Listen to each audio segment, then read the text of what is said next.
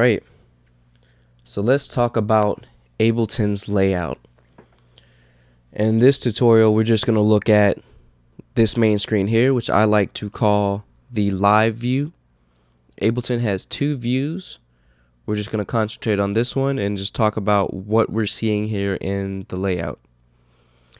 So let's start over on this end. So up at the top here, we have our transport, which basically includes all of this stuff right across the top. All this stuff pretty much gives you different readouts and different things you can do.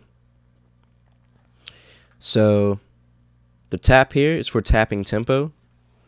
So if you hit it 4 times, it's gonna basically set your BPM for you. Right beside it, you're seeing your BPM. You can change that by just double tapping in it and setting your own tempo or dragging it up and down. Next to it is your time signature, so you can change it if you want to do something in 3/4 or 12/8 or like an odd meter like 7/8. This is your global groove amount, and this is gonna pretty much set the shuffle on everything, or the swing as they like to also call it. This is your metronome, so if you click it on, there it's on. When you play, it clicks out the beat.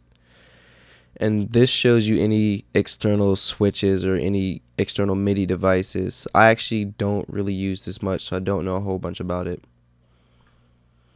This button follows the track, so if you're in the other view, it's actually gonna go linear with the track and follow it so you can see it. This is gonna tell you what measure you're on, so like the first measure, the first beat of the first measure, so on and so forth.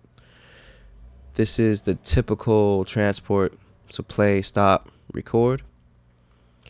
When this is on, I'm in overdub mode, so I can, in my MIDI, just play something and have it loop and then play something again.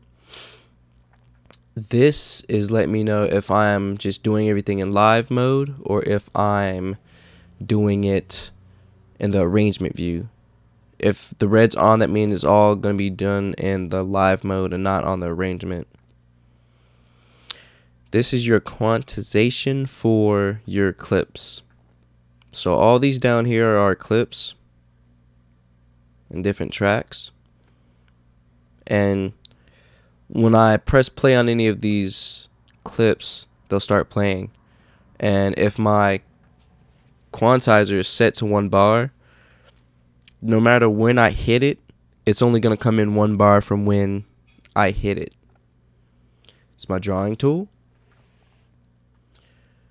This has to all do with my looping.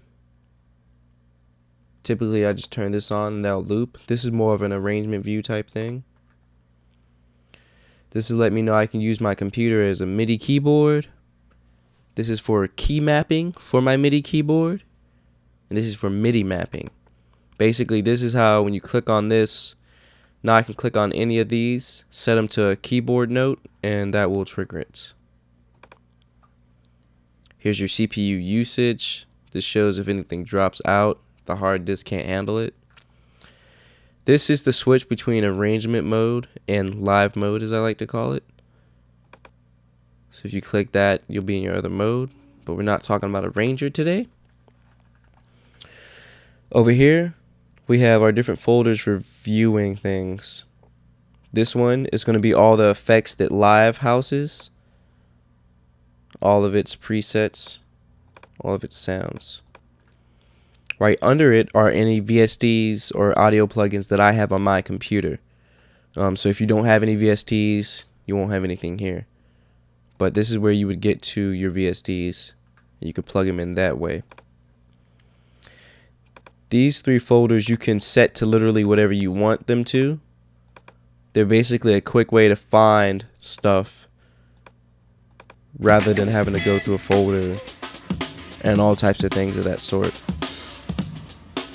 And that just swaps things. Now down at the bottom, this is where you put effects for whatever track you're on. If you double click it, that's where you see effects for that track. If I'm double clicking on audio, then it turns into this view, and that's where I'm going to see my waveforms and everything that has to do with the clips and setting it up and repitch mode and warping and all that stuff.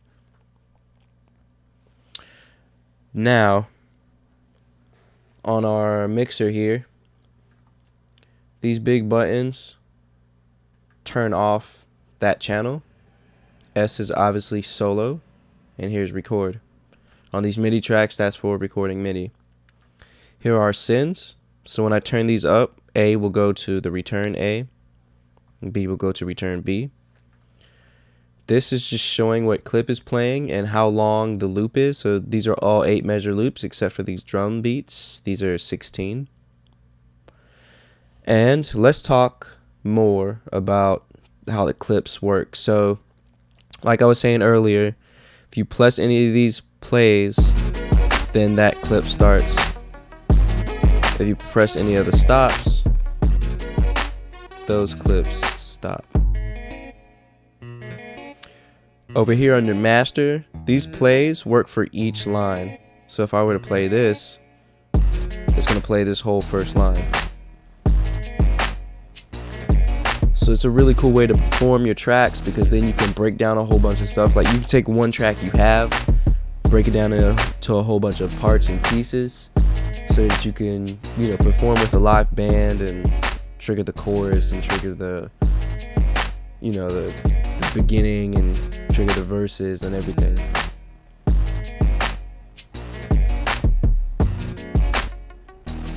And yet again, like I was saying, when I press play, you see it's taking 1 bar for the next section to start playing because of this here.